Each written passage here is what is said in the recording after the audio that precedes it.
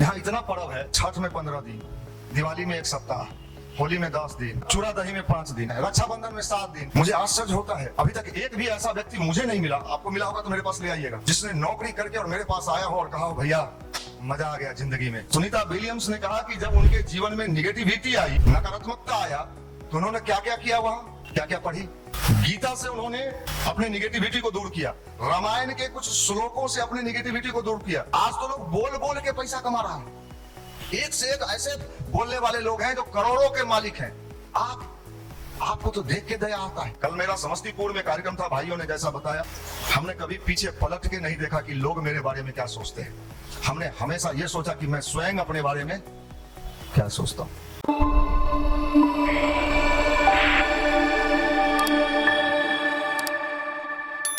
मित्रों, अभी आपको बताया जा रहा था कि अध्यात्म से कैसे हम अपने जीवन का पर्सनालिटी कैसे विकास कर सकते हैं। भारत के अध्यात्म का महत्व इसलिए था कि यहाँ लोग बनने और बनाने में विश्वास करते थे। ये पूजा पाठ नहीं था, ये भगवान का कीर्तन भजन नहीं था, ये लड्डू दिखाने का अभियान नहीं था। बनो और बनाओ। आज क्या हो गया, बिगड़ो और बिगड़ो। हम भी बिगड़े, तुम भी बिगड़ो। बिगड़ने वाले के लोग के दोस्त बड़े होते हैं और बनने वाले बेचारे अकेले होते हैं। आप देखोगे जो पढ़ने वाला स्टूडेंट होता है, खूब पढ़ता है, उससे कम लोग दोस्ती करता है और वो भी किसी से कम दोस्ती करता है। और निकम्मा लोगों का दोस्त हर गली में पाया जाएगा। ये लुच्चों का सरदार होता है। ऐसे लुच्चे हर गली में पाए जाएंगे जिनके बड़े पैमाने पर दोस्त होते हैं। उनके रिश्तेदार भी बहुत लोग होते हैं। मामू का ब्याह कब है, मौसा का ब्याह कब है, मामी का शगुन कब जाएगा, वो सब उसको पता होता है। यहाँ इतना पर्व है, अभी इतना पर्व होता है। छठ में 15 दिन, दिवाली में 1 सप्ताह, होली में 10 दिन, माने छोटा चूड़ा दही में 5 दिन। अरे चूड़ा दही 1 दिन का था, कोई काम ही नहीं है। चूड़ा दही है, घर जा रहे हैं। रक्षाबंधन में 7 दिन, बहन के यहाँ गए और फिर बहन के जो देवरानी थी ओकरो यहाँ चल गए, 2 दिन ओकरो यहाँ रुके। और हम लोग गरीब भी हैं, भूखमरिया भी हैं। गरीब नहीं कहिए, भूखमरिया। गरीब फिर भी ठीक है, गरीब है वो ठीक है। भूखमरिया हैं जिसको कोई काम नहीं है। लॉज में चले जाइए, हॉस्टल में चले जाइए, आप किसी अच्छे चीज़ों पर चर्चा करिए, कहेगा जा रहे हैं, पढ़ने का टाइम है। आप कुछ रोमांचिक बात पर चर्चा करिए, कुछ ऐसे बात पर चर्चा करिए, देखिए बड़ा ध्यान से सुनेगा वो। आप कहिए क्या कहें यार, आज गंगा किनारे गए थे, 2-3 गो थी गजब की लगी यार। 2-3 गो बगल वाला भी आ जाएगा। अच्छा क्या उसमें तुमको माने रोज आती है क्या? माने ये कहने का सेंस है कि हमको जितना गिराना है गिराओ। हम लोग गिरे हुए लोग हैं, गिरो। और गिर के ही हम रेलवे निकालते हैं। रात में भी गिरते हैं, दिन में भी गिरते हैं। हमारे गिरने का बचने का कोई संभावना नहीं है। अध्यात्म मतलब बनो और बनाओ, उठो और उठाओ। हम भी उठे, आप भी उठो, एक दूसरे को जगाओ, एक दूसरे को सावधान करो कि दिन एक एक दिन बिगड़ रहा है, एक एक दिन जिंदगी कट रही है। अगर आपकी जिंदगी ऐसे ही कटती चली गई तो एक उम्र के बाद आपके हाथ में पश्चाताप के अलावा कुछ भी नहीं मिलेगा। आपको अफसोस आएगा, वो सर के यहाँ पढ़े थे, वो सर के यहाँ कोचिंग किए थे। ये सब कहानी सुनाइएगा, कोई सुनने वाला नहीं मिलेगा आज की दुनिया में। इसलिए यहाँ इसलिए बुलाया जाता है कि बार बार आपको सचेत किया जाता है, भैया सावधान हो जाओ, अपने को बदलो, अपने को चेंज करो, अपने बुद्धि को ठीक करो। बुद्धि अगर गड़बड़ा गई तो समझ लीजिए आप जिंदगी में खुश नहीं रहेंगे, हमेशा परेशान रहेंगे। मुझे आश्चर्य होता है, अभी तक एक भी ऐसा व्यक्ति मुझे नहीं मिला, आपको मिला होगा तो मेरे पास ले आइएगा, जिसने नौकरी करके और मेरे पास आया हो और कहा हो भैया मजा आ गया जिंदगी में। एक भी नहीं मिलता है। नौकरी करने के पहले ज्यादा खुश था, जब नौकरी पकड़ लिया तो और परेशान है। ईंटा गिराए हैं, अभी गिट्टी बाकी है, गिट्टी गिराए हैं, अभी सिमटी बाकी है। सीमेंट नहीं कहता है। एगो आया हमको, हम तो समझ में नहीं कि क्या बोला, ही कहा सिमटी। हम कहे सिमटी, हम कहे ई कौन नया वेराइटी पैदा हुआ भाई बिहार में, ऐसा ऐसा बात बोलता है, ऐसा ऐसा शब्द बोलता है, माफ करिएगा। इसलिए अभी आपको बताया जा रहा था कि बनो, बनने का समय है, और अगर आपने बनने में विश्वास किया तो प्रकृति भी मदद करती है। कलाम साहब की चर्चा हुई अभी आपके बीच, अभी हाल फिलहाल में सुनीता विलियम्स कहाँ गई थी, कितने दिन के लिए गई थी, कितने दिन के लिए गई थी, मैं पूछ रहा हूं। गई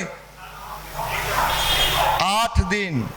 अरे भैया सुन ने हम बता भैया, 8 दिन, 1 सप्ताह, और मजबूरी में कितने दिन रहना पड़ा। अगर आपको रहना पड़ता, अब गए कि तब गए रे भाई। और सुनीता विलियम्स ने कहा कि जब उनके जीवन में निगेटिविटी आई, नकारात्मकता आया, तो उन्होंने क्या क्या किया, वहां क्या क्या पढ़ा, किन किन चीजों का अध्ययन किया जिससे उनके अंदर पॉजिटिविटी आए। अब स्पेस साइंटिस्ट, अब आप कौन साइंटिस्ट हो, तो आप ही बता सकते हो। टोटी खोलने वाला साइंटिस्ट हो कि चौकी से गिरने वाले साइंटिस्ट हो, तो आप ही बता सकते हो। औकात, वो स्पेस साइंटिस्ट क्या बोल रही है कि मुझे जब भी निगेटिविटी का जब मैं शिकार हुई, मुझे लगा कि अब मैं नहीं बच पाऊंगी, लंबा समय तक उनको लाने का कोई व्यवस्था नहीं बना, तो क्या की, क्या क्या पढ़ी, कितने को पता है? गीता। गीता, गीता से उन्होंने अपने निगेटिविटी को दूर किया। रामायण के कुछ श्लोकों से अपने निगेटिविटी को दूर किया, मतलब अध्यात्म से, स्पिरिचुअलिटी से। दूसरा कोई ऑप्शंस नहीं है इंसान के जीवन में रोशनी लाने का। और अभी कलाम की चर्चा चल रही थी, आपको लाज लगता है ना ध्यान करने में, गायत्री मंत्र जपने में, अच्छे विचार सुनने में, शर्म आता है ना? हाँ भैया, जैसे ही ऐसे किए ना कि हमारे दोस्त बाप पेट में उंगली कर दिया, तो लुच्चा है। भारत में एक कौम है, सिख, आईएएस भी है, आईपीएस भी है, देश का प्राइम मिनिस्टर भी बना, कैम्ब्रिज और ऑक्सफोर्ड में पढ़ा। आप कहां पढ़ रहे हो? बाजार समिति मुसल्लहपुर, मसल्लहपुर, मसल्ला पीसो है, औकात है मसल्ला पीसने वाला मुसल्लहपुर। कैम्ब्रिज यूनिवर्सिटी में, ऑक्सफोर्ड में पढ़ने वाला भारत का प्राइम मिनिस्टर। पगड़ी, पगड़ी का साइंस क्या है? नहीं पूछा, नहीं पूछा, लेकिन पगड़ी बांधे रहा, और दुनिया में जहां भी गया कभी पगड़ी उतरने। मैं कहा कि भारत का सेनाध्यक्ष कौन बना था? एक सिख, जनरल विक्रम सिंह। पगड़ी नहीं उतारा। आप अपने चीजों को अपनाने के पहले 100 बार उसका साइंस पूछते हैं। साइंस बता भी दें अगर, तो भी आप कहते हो कि साहब हम नहीं करते हैं। आश्चर्य साहब, मैं तो सैल्यूट करता हूं उस कौम को। या पूरी दुनिया में आईएएस भी है, आईपीएस भी है, बड़े बड़े पद पर भी है, सेना में भी है, लेकिन उसने अपने पगड़ी, जो उसका आध्यात्मिक प्रतीक है, स्पिरिचुअल प्रतीक है, उसको कभी उतरने नहीं दिया। अब बिहार में अगर एक दिन उपवास कर लिए, अगर माई बाबू के पता हो गया, तोरा पढ़ेला न भेजले हलियो रे कि भूखे रहेला, पढ़ना। ये देखिए, और जब वही बच्चा बड़ होता है, मौगी आती है उसकी, अब माई बाप को जब ठुनकाता है, ठुना ठुना ठुना, तो कहते हैं कि कहे जमाना बहुत खराब है, जमाना खराब है, बोए हैं बबूल और कल्पना करते हैं आम मिलेगा। जैसा बोए हो वही मिलेगा। चल लो भाई, अध्यात्म का मतलब अपने जीवन को बनाना, सही सूझबूझ, मंदिर में आरती करना नहीं, मंदिर में लड्डू चढ़ाना नहीं। लड्डू चढ़ाते हो मैं मना नहीं करता हूं, लेकिन उद्देश्य साफ है कि हमारा समझ इतना विकसित हो जाए, इतना क्लियर, विजन क्लियर। हमको आश्चर्य होता है कि ऐसे लोग कहां जाएंगे। अगर हुनर विकसित होता, टैलेंट विकसित होता, प्रतिभा विकसित होता, तो कुछ भी कर सकता था। आज तो लोग बोल बोल के पैसा कमा रहा है। एक से एक ऐसे बोलने वाले लोग हैं जो करोड़ों के मालिक हैं इसी देश में। आप भी सुनने जाते हैं उनको, वो करोड़ खाली बोलता है, नौकरी नहीं किया है, करोड़ों करोड़ का मालिक है। अभी है ना, कई गो का नाम आता है, करोड़ों रुपया कमाता है। आपको तो देख के दया आता है कि कुछ अवनी अठन्नी है तो फेंक दो भाई, दे देख रहा है, भूखमरिया है। माफ करिएगा, अध्यात्म मतलब अपने स्वाभिमान की रक्षा करना, अपने आत्मबल को बढ़ाना, कॉन्फिडेंस पावर। इंसान के जीवन में अगर कॉन्फिडेंस आ जाए, गायत्री मंत्र वही काम करता है भाई। गायत्री मंत्र ध्यान वही काम करता है कि आपके अंदर का कॉन्फिडेंस बढ़ा देता है, आत्मबल बढ़ा देता है। और ये आत्मबल इतना मजबूत होता है कि आप कल्पना करिए, मैं आपके सामने खड़ा हूं भाई, 30 साल, इसमें से कितने लोग 30 साल के हो? हाथ उठाओ। 30 साल, 30 इयर्स के है बुढ़वारे? हाँ, आप बताओ, इस युवा मंडल की आयु हो गई कितना? तो हर अभी मोह छाया ना भैया, तो छील लिए थे तो और पनप गया, तो मोछ छिलवा है, माफ करना भाई। आप 30 साल से हम चेहरे को देखते रहते हैं, हम ज्योतिषी हाथ देखता है, हम चेहरा देखते हैं, हम चेहरा देख के बोल देते हैं कि C नंबर के लुच्चा है साला है, ये रेलवे का गिट्टी फोड़ने का नौकरी नहीं मिलेगा एकरा। अब बनो, ये ध्यान और गायत्री मंत्र ये है भाई जो अंदर के बल को बढ़ाता है। कल मेरा समस्तीपुर में कार्यक्रम था, भाइयों ने जैसा बताया, अब आप कल्पना करो मेरा कॉन्फिडेंस पावर कितना रहा होगा। मैं भी स्टूडेंट लाइफ में ही शुरू किया युवा प्रकोष्ठ। मैंने क्या किया, गुरुदेव ने शुरू करवाया। हमने कभी पीछे पलट के नहीं देखा कि लोग मेरे बारे में क्या सोचते हैं। हमने हमेशा ये सोचा कि मैं स्वयं अपने बारे में क्या सोचता हूं। दुनिया का काम है उल्टा पुल्टा सोचना, सोचते रहे, अपना एम क्लियर रखिए। बिल्कुल ये अध्यात्म है, गायत्री मंत्र से ये लाभ मिलता है। कितनी मुस्लिम लड़कियां ऊपर पहुंच गई मंच पर, मैंने हाथ उठाया, हाथ बढ़ा दी, हाथ मिलाइए। मैं कहा हाथ तो हम नहीं मिलाते हैं हमारे, तो वो कही कि नहीं हम तो हाथ ही मिलाएंगे। अब आप कल्पना करो, ये विल पावर जो है, धन संपत्ति, सुन लीजिए ध्यान से, रुपया पैसा मान सम्मान, ये सब पीछे पीछे चलता है। मैं कहता हूं जो गायत्री मंत्र का जप करता है, ध्यान करता है, उसके पीछे सारी चीजें चलती है, ये सारी चीजें पीछे चलती है। मैं दावे के साथ कहता हूं दुनिया सैल्यूट करती है। पावर इसको कहते हैं, भूखमरिया को पावर कहते हैं भैया। 3 बार फॉर्म भरे थे, फॉर्म रिजेक्ट हो गया भैया। अब ब्याह कर लें तो कर ले।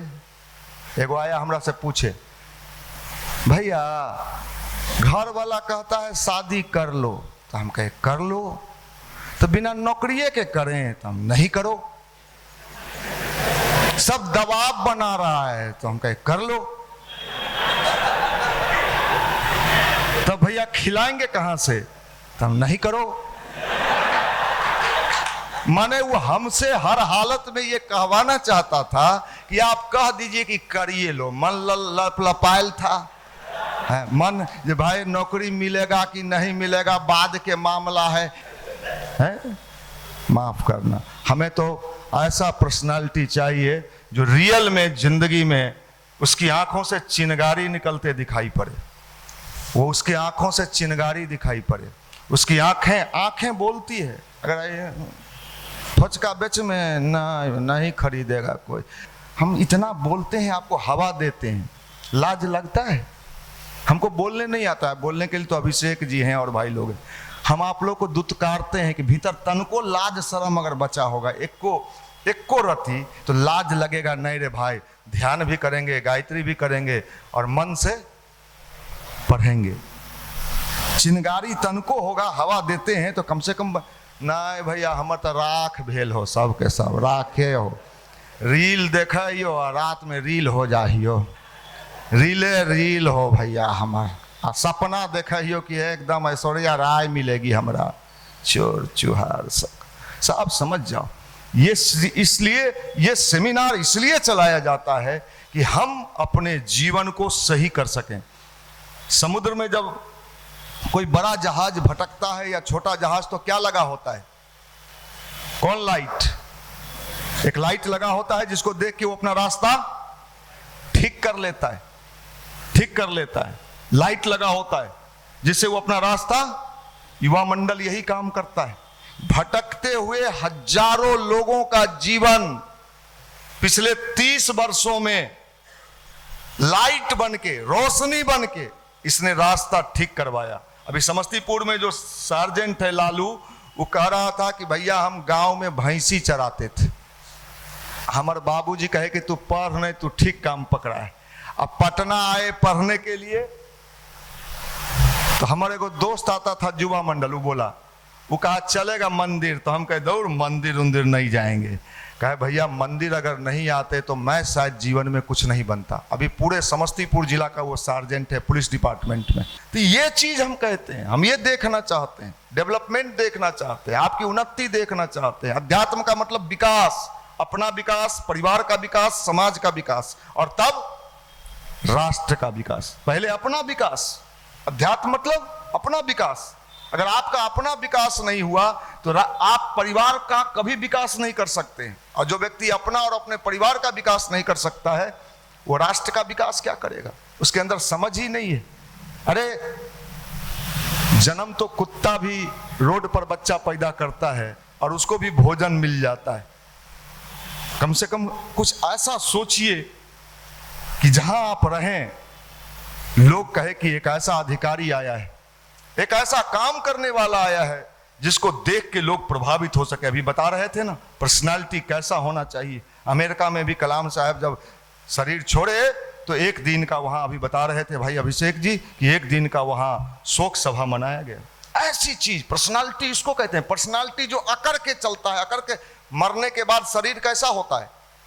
अकड़ जाता है। तो जो अकड़ता है वो तो मुर्दा है, वो तो मुर्दा है। देखिएगा कि ऐसे ऐसे चलेगा, गांव में गमछा उमछा नहीं कुछ है, जेकर घर में खैनी लटाई ले चलेगा, ऐसे ऐसे तो समझ जाइए कि खाली डिब्बा आवाज, कभी खाली डिब्बा बजाए हैं, आवाज ज्यादा करता है।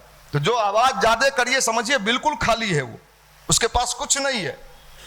अध्यात्म मतलब अपने आप को भरना, अपने शक्ति को सही करना, अपने आप को कंसंट्रेट करना अपने चीजों पर, जिसके लिए आप पटना आए हो। माँ बाप ने बड़ी उम्मीद से यहाँ भेजा है कि हमारा बेटा, हमारा बच्चा पटना में पढ़ने गया है। और यहाँ पढ़ने के नाम पर क्या हो रहा है, क्या क्या खेल होता है, क्या क्या नौटंकी होता है लॉज में, क्या क्या करते हो आप। हटा दो दूसरा पता, आप आंख बंद करके कभी अपने बारे में सोचो। हम यही ध्यान आपको कहते हैं, आप करो कभी कि मैं क्या क्या कुकर्म करता हूं, आपको समझ में आ जाएगा। गायत्री मंत्र, ध्यान, अच्छा विचार, इन सब से मुक्त करता है आपको, सबसे आपको मुक्त करता है, आपके जीवन को सुंदर बनाता है, सुखद बनाता है। अभी हर जिले में हम जा रहे हैं। अभी अब अगला कार्यक्रम मेरा खगड़िया जिला में, हर जिले में जा रहे हैं, हर जिले में ये टीम मिल रहा है। हर जिले में, सीतामढ़ी में था, समस्तीपुर में था, अब खगड़िया में है, खगड़िया के बाद पूर्णिया में है, बेगूसराय में है, लगातार छपरा में है, सहरसा में है, सब जिले में लगातार जा रहे हैं। उद्देश्य क्या है? जगो और जगाओ, उठो। गिराने के लिए तो पूरा दुनिया बैठा है, पूरी दुनिया बैठी हुई है कि आप गिरो, और आप गिरोगे तो मजा लेगा। फलानवा का बेटा गया था पटना पढ़ने के लिए, आ गया, लुधियाना में चप्पल फैक्ट्री में काम करता है। कौन फैक्ट्री में? चप्पल फैक्ट्री देखे, बिहार का बहुत लोग काम करता है। भाई हम चाहते हैं पर्सनालिटी बनाओ। बिहार में ताकत की कमी नहीं है, यहां ताकत की कमी नहीं है, लेकिन इतना छेद है, इतना छेद है। वो दबंग पिक्चर में कहता है ना सलमान खान, क्या कहता है? इतना छेद करेंगे, आप क्या कहोगे? पहले ही से इतना छेद है कि क्या करिएगा छेद। हम लोग छेद है, छेद भरने की योजना बताइए। आपने अगर अपने को ठीक कर लिया तो मैं एक बात दावे के साथ, मैं भी उसी जीवन से यहां तक आया हूं। मैं भी जब ध्यान करता था, गायत्री मंत्र करता था, तो कितने लोगों ने मुझे क्या क्या कहा होगा। मेरे हॉस्टल में जो मेरे मित्र मंडली थे, जो सिगरेट में, गांजा में, चरस में, दारू में, लड़कीबाजी में, बदमाशी में साथ रहते थे, जब उससे अलग हटे हम, तो उन लोगों ने मुझे कहा कि तुम पंडित हो, तुम पुजारी हो गया, तुम जीवन बर्बाद कर लिया। जिन लोगों ने मेरा जीवन बर्बादी का सूचना दिया, आज वो सब लोग लगभग बेरोजगार है। अभी हम पिछले दिनों डीएम कार्यालय में जा रहे थे, तो रोड पर खड़ा होकर नहीं कहता है affidavit affidavit affidavit affidavit affidavit. एगो चेहरा पहचानल लगा, ई छोरा हॉस्टल में साथे रहा हले, तो वो चिन्हा, हम भी चिन्हे, हम गाड़ी पर थे। बताइए मनीष जी, आप कहाँ से कहाँ पहुँच गए? हम तो ये अफिडेविटवा बेचहियो के ठीक करहियो। बत्तख खाता था, कबूतर खाता था, कितना उड़ाता था। समय किसी को बकसता नहीं है, और जब समय निकल जाता है इसके अलावा कुछ नहीं मिलता। अगर आज मैं बेरोजगार होता, मेरे पास कोई साधन नहीं होता, मैं ऐठ के बोला ही बिहारी है ना, हो ऐठ ही है सायरन आगे बजबे है तोरो बजे तो नहीं भैया, हम तो घंटी देते हैं ना साइकिल का, तो खाली ये नहीं करता है रोड। इतनों पर लाज नहीं लगता है जी, क्या सब बोल रहा है? कुछ तो जगो भाई, कुछ आत्म स्वाभिमान जगाओ, कुछ तो जगाओ। अहंकार नहीं, अहंकार तो समाप्त कर देगा। अगर आत्म स्वाभिमान अलग चीज है, और अहंकार, अहंकार अगर जग गया तो विनाश काले विपरीत बुद्धि। अहंकार नहीं, संस्कार, संस्कार को जगाइए, अपने संस्कार को जगाइए। संस्कार को कैसे जगाएं? यही तो है युवा प्रकोष्ठ में आने का मतलब। पीडीसी, जिसमें व्यक्ति निर्माण का सारा सूत्र दिया जाता है। अब आप कल्पना करो, मैं मंदिर में भगवान की साक्षी में बोल रहा हूं। अमेरिका से एक बंदा हरजीत सिंह मुझे कॉल किया, अमेरिका लॉस एंजल्स से, कि मनीष जी मैं यूट्यूब से जुड़ा हूं और मैं आप लोगों का तमाम लेक्चर सुनता हूं।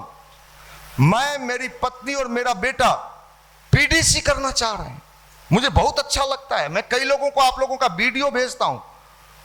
मैंने सोचा यार, मैं तो बिहार में हूं, बिहारी के नाम पर तो ऐसे ही सब बहरा में मुंह ऐंठता है कि बिहारी हो, तेज हो, तो बिहारी मतलब गाली। लेकिन अमेरिका में, इसी बिहार में, इसी जगह पर आप कल्पना करो कि वहां से वो कितना खर्चा होगा उसको आने में।